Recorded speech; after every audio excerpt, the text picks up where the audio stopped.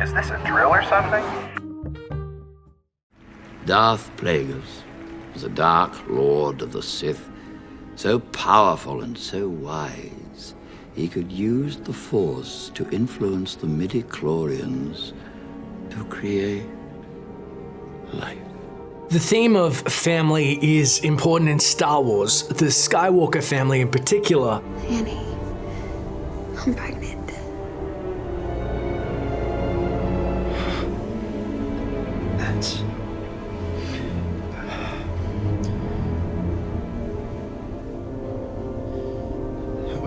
That's wonderful. We followed Anakin and then Luke through the films, but despite that, we don't discover through the films alone the identity of Anakin Skywalker's father, or if he has one. And it's ironic, considering Darth Vader loosely means Dark Father. I am your father. Anakin was believed to be the chosen one, and his existence was thought to be brought about by the will of the Force itself. Is that true, or is another explanation more likely? So the prophecy says. A prophecy that misread could have been. I'm going to start with some exciting talk about Immaculate Conception. When Qui-Gon commented about the Force being unusually strong with Anakin, he asked Shmi Skywalker about Anakin's father. Force strength or the ability to use it isn't necessarily about genetics, but it's not an unreasonable question. Shmi didn't have an answer though. She casually said, there was no father that I know of. I carried him, I gave him birth, I can't explain what happened. No big deal, right? Like, this happens every day. Then again, she has had years to come to terms with it or come up with a more plausible story, as most people on Tatooine think it's probably a cover-up story to hide the real identity of the father as some drifter or something. Now, in Catholic religion, Immaculate Conception means a baby was conceived by normal biological means, but God acted upon the soul at the time of conception, like with Mary. Since Shmi didn't say there was no father, except it might have been that one guy I met cruising in Mos Espa in my DeLorean. Cruising Mos Espa in my DeLorean. War's over, I'm a piece of Mandalorian. The story is Stomp Star Wars historians. Stephen debate, puppet play at Bennigan's. We can instead presume Shmi experienced a virgin birth. This means Anakin was conceived in Shmi's womb without the biological assistance of a male. In words, bam! She just woke up one day and she's pregnant. Now, we don't know any details about the pregnancy that could give us clues about how Anakin's presence began, but it's easy to draw the line to some fatherly candidates. Potential fathers. As with all things in Star Wars, fandom has come up with some out there theories. Some are quite plausible, but some verge on ridiculous. In the latter category, there's an argument for Watto being Anakin's dad. I'm not kidding. You can look that up later when you need a laugh. Little Annie, come here to your papa. Why aren't you blue? Shmi, I don't trust you. Jedi!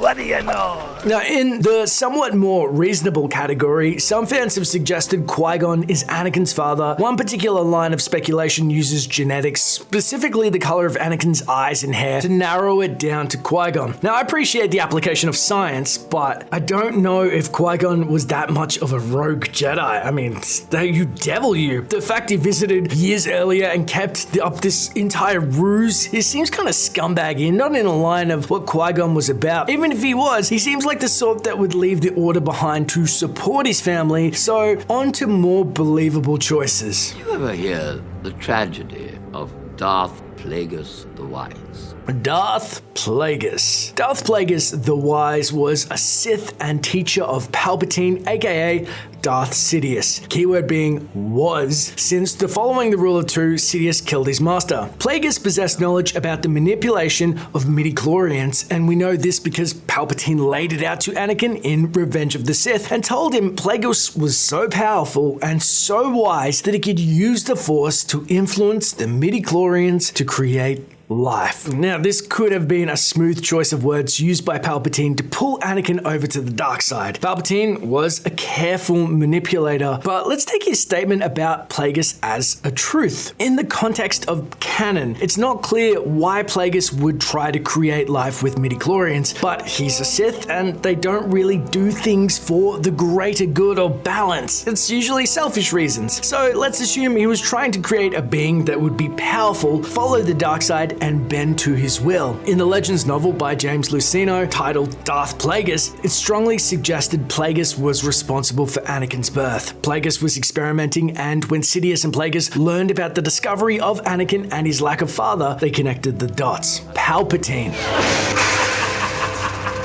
Sheev Palpatine could have orchestrated Anakin's birth by learning midichlorian manipulation from Plagueis or by actually serving as his biological father. I don't see a reason why Shmi would lie about it, but maybe this is a massive stretch. Palpatine wiped the connection from Shmi's memory. But if Sheev was involved, I think it would be way more hands-off. Like the Darth Plagueis novel, which heavily hints that Plagueis and Palpatine's dark side abuse caused the Force to create Anakin to bring balance where they had perverted it with the dark side, perhaps in an Immaculate Conception way. It's not completely out of the realm of possibility. Palpatine showed an interest in young Anakin immediately and wasted no time in beginning his manipulation of the child. He could likely sense Anakin's abilities, but perhaps there was something else to it. What did he show you? I've seen what I become, and I cannot let that happen. The Father. In the non-Sith Lord category, consider the Father as Anakin's pops. He was the powerful Force wielder on Mortis that represented the Chosen One, and he was charged with keeping his children in check. The son and the daughter were symbols of the dark and light sides of the Force, and he was an ancient being, and he guided Anakin to Mortis's doorstep to serve as his own replacement, as he knew he would inevitably have to pass on the torch. He knew about the potential Chosen One and called Anakin in order to test whether he was up for the challenge. The Father could have sensed Anakin through the Force, sure, but maybe he knew about Anakin because he created him as a replacement, and that's what the prophecy meant. Plus, hey, he's called the Father, and considering what George Lucas has said about the loose meaning of Vader's name, Dark Father, it could be an interesting contrast. Also, if the canon form of the servant was Shmi Skywalker, just mind blown. I would love to see her return as a new incarnation of Abeloth, but that is completely unrelated. That's just wishful thinking at this point. The Force. One more option for you to think about. What if the Force willed Anakin into existence and no person or other being was responsible? The Cosmic Force was an aspect of the Force that binds everything together, from energy fed into it through the living Force. And when it struck back against Plagueis' actions or fulfilled the prophecy of the Chosen One of its own accord, I can't imagine the Force tolerating Plagueis' experiments with midichlorians. It would sense Plagueis' actions and his ill intent. Perhaps it created Anakin and his unusually high midichlorian count. I've been wondering, what are midichlorians? Midichlorians are a microscopic life form that resides within all living cells.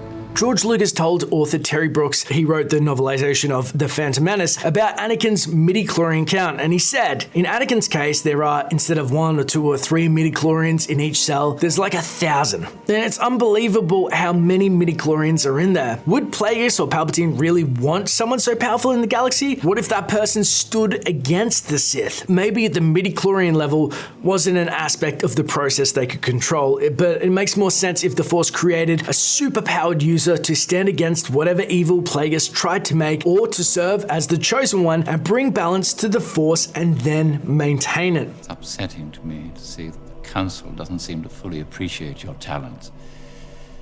Don't you wonder why they won't make you a Jedi Master? Now that we've looked at the most feasible possibilities for Anakin's paternity, can we draw any definitive answers? It sort of depends on whether you believe Palpatine was being honest with Anakin in the scene at the Opera House. Palpatine didn't have a history of lying. He hid the truth and he spun every statement better than any public relations expert, but out and out, fabrications weren't his thing. With the facts he provided about his former master's mad midichlorian skills, we know Plagueis is a strong contender, but I'm gonna have to go with the Force acting with the conscious will to protect itself and to protect the balance by not letting Plagueis manipulate it for nefarious purposes. But hey, that's just my theory, and the beauty of this video is it is just the start of the discussion. Our love for Star Wars surrounds and it binds us together, so let me know in the comments below, who do you think Anakin's real parents were, and did he fulfill the Chosen One prophecy just on Mortis and that was kind of what he wanted to do and didn't have to fulfill it in the galaxy, or was it for the greater good and he was destined to do it twice? Because if you love Star Wars, I want to talk to you about it. It's as simple as that, my friends. If you want to stay up to date with the latest Star Wars videos on origins, games, and theories, don't forget to use those Force powers of yours and hit subscribe. And hey, Leave a comment below about what you want to see in future videos. It may just get covered. Thanks for watching, and may the Force be with you. Always.